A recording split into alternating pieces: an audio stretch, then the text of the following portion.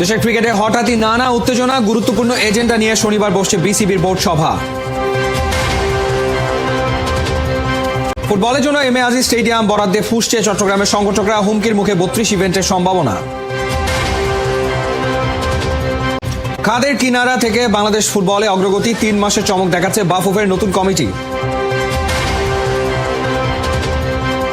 শেষের পথে ব্রাজিলিয়ান তারকা নেইমারের সৌদি অধ্যায়, ফিরতে পারেন নিজের পুরনো ঠিকানায়। রহমান অল্প সময় নানা চ্যালেঞ্জ, একের পর এক মেগা ইভেন্ট, কিন্তু সবকিছুতেই বিতর্ক আর সমালোচনা। 5 মাসে ফারুক আহমেদ দিয়ে চলেছেন কঠিন সব পরীক্ষা। এবার গুরুত্বপূর্ণ সব এজেন্ডা নিয়ে শনিবার অনুষ্ঠিত হতে যাচ্ছে বিসিবির 17তম বোর্ড মিটিং, যেখানে 4টা বড় ইস্যু অপেক্ষা করছে বোর্ড সভাপতির জন্য। মাঠের বাস্তবতা আর ফারুক আহমেদের অবস্থার বিস্তারিত জানাচ্ছেন। আমার ব্যাপারটা খুব সোজা। If I am not happy, সেখানে আমি কাজ করি না। পজিটিভ করতে চাই না এবং সেইভাবে কাজ করা ডিফিকাল্ট বলেছে। পারিশ্রমিকটা যখনই পকেটে চলে আসে তখন কিন্তু সবাই কিন্তু ভালো খেলার কিন্তু জিনিসগুলো জেগে ওঠে। হোয়াটস রং উইথ ইট, এটা যে কেন প্রস্তাব এই বিতর্ক উঠেছে সেটাই জানি। বাংলাদেশ ক্রিকেট 5 মাসে 5 মিশালি অবস্থা, এক একজনের এক এক সমস্যা, কারো সাথেই মেলে না কারো কথা।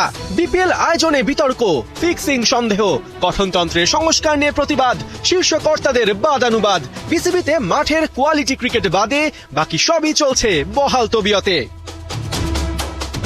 চলমান এসব সমস্যার সমাধান খুঁজতে শনিবার এক টেবিলে বসতে যাচ্ছেন বিসিবির 10 পরিচালক। আলোচিত বোর্ড সভায় কি কি থাকছে চলুন দেখে নেওয়া যাক তার এক ঝলক। প্রথম এজেন্ডায় গঠনতন্ত্র সংস্কার এবং ঢাকার ক্লাবগুলোর নজিরবিহীন প্রতিবাদ।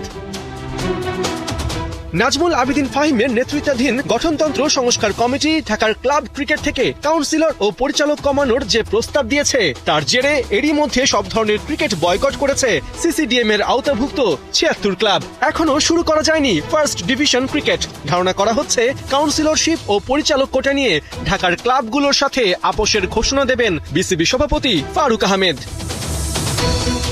বোর্ড সভায় পরের ইস্যুই বিপিএল, যেখানে আলোচনা হবে ক্রিকেটারদের বকেয়া পারিশ্রমিক ও সন্দেহজনক ফিক্সিং নিয়ে। সদ্য সমাপ্ত চট্টগ্রাম পর্বে সময় মতো পেমেন্ট না পাওয়ায় দুর্বার রাজশাহীর ক্রিকেটারদের অনুশীলন বয়কট ও প্রতিবাদ ব্যাপক হইচই ফেলে দেয়।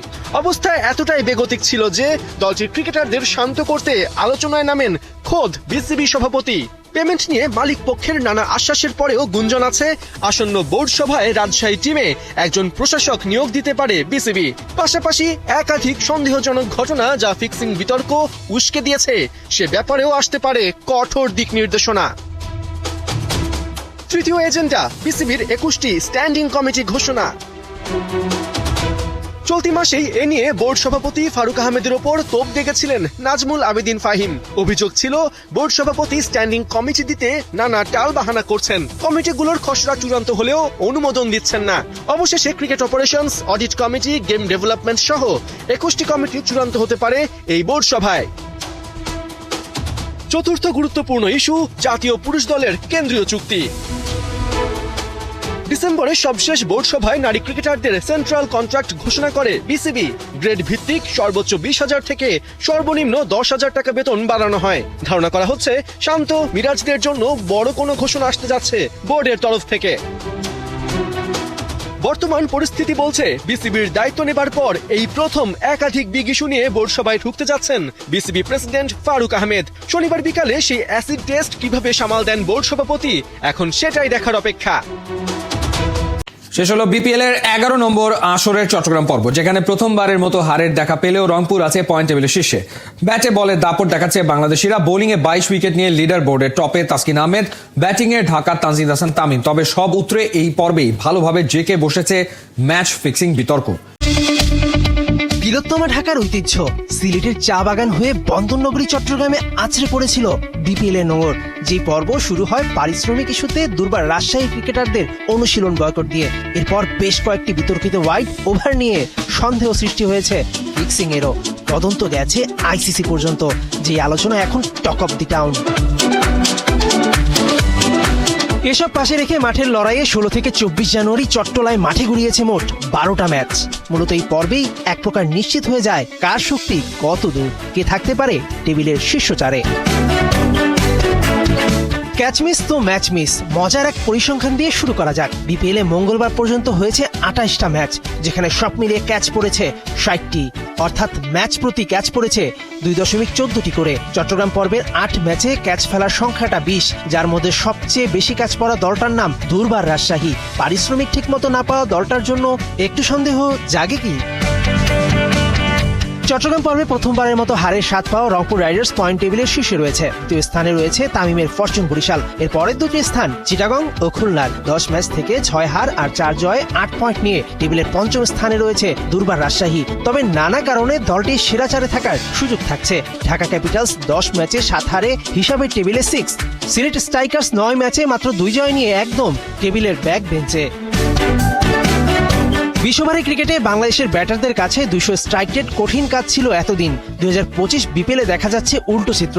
200 স্ট্রাইক রেটে অনায়াসে ব্যাটিং করতে পারেন বাংলাদেশের ব্যাটসম্যানরাও। ফাহিম আশরাফ, নুরুল হাসান সোহান, সাব্বির রহমানরা তো 180 স্ট্রাইক রেটে ব্যাটিং করছেন হর হামেশায়।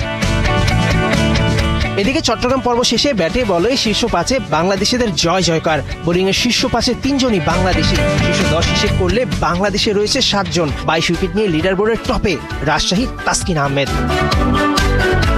অন্যদিকে ব্যাটিংয়ের শীর্ষ 5-এর 4 জনই বাংলাদেশি। শীর্ষ 10 হিসেব করলে 7 জনই বাংলাদেশের। সেখানে লিড দিচ্ছেন ঢাকার তানজিদ হাসান তামিম।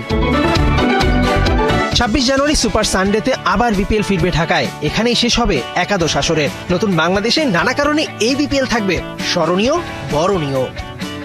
বাংলাদেশের হয়ে খেলবেন ইংলিশ প্রিমিয়ার লিগে খেলা ফুটবলার হামজা চৌধুরী। এটাই তো দেশের ফুটবল প্রেমীদের জন্য সবথেকে বড় উপহার। তাবিদ আওয়ালের নেতৃত্বে বাফুফের কার্যনির্বাহী কমিটির 3 মাস পূর্ণ হচ্ছে। কোন পথে এগোচ্ছে দেশের ফুটবল? রাতারাতি সব পাল্টে দেয়া যায় না, চাইলেই বদলে ফেলা সম্ভব নয় দেশের ফুটবলের সব চিত্র। স্বাদ আর সাধ্যের ফারাকটা বিস্তর। ফুটবলের উন্নতিতে শর্টকাট বলে কিছু নেই। ঘরোয়া ফুটবলে সব বাস্তবতা জেনে বুঝে গেল অক্টোবরে সভাপতি হিসেবে নির্বাচিত হয়ে বাফুফের দায়িত্ব নেন তাবিদ আওয়াল। কাজী সালাউদ্দিনের 1.5 যুগের পর নতুন নেতৃত্বের অধীনে পূর্ণ হচ্ছে 3 মাস। প্রত্যাশা আর প্রাপ্তির হিসেব মেলালে সবার আগে যেই নামটা উঠে আসবে সেটা হামজা দেওয়ান চৌধুরী। নামি দামি এই ফুটবলারের কারণে ফুটবল ফেডারেশনে এখন নাকি স্পন্সরের লম্বা লাইন। মাঠে খেলা রাখাটাই সব থেকে বড় চ্যালেঞ্জ। এই বর্তমান কমিটি আসার পরে আমরা কিন্তু অনেক স্পন্সর পাচ্ছি, যেটা বিগত দিন আমাদের স্পন্সর ছিল না। আমরা এখন স্পন্সর পাচ্ছি। সম্মানিত সভাপতি তাবিদ আওয়ালের নেতৃত্বে আমাদের এখন কিন্তু হামজার মতো একটি নামি দামি খেলোয়াড়, ওয়ার্ল্ড ক্লাস ফুটবল খেলোয়াড় আজকে বাংলাদেশে আসতে যাচ্ছে। আপনারা জানেন যে আমাদের এই 3 মাসের যে অর্জন, বিশেষ করে আমাদের নারী ফুটবল দলকে আমরা চ্যাম্পিয়ন করতে পেরেছি, সাব চ্যাম্পিয়ন হয়েছে। দেশের হয়ে খেলবেন Hamza Chowdhury. English premier league ছেড়ে চলে আসবেন বাংলাদেশে। হামজা চৌধুরীর খেলাটা বাংলাদেশের জন্য খুবই জরুরি।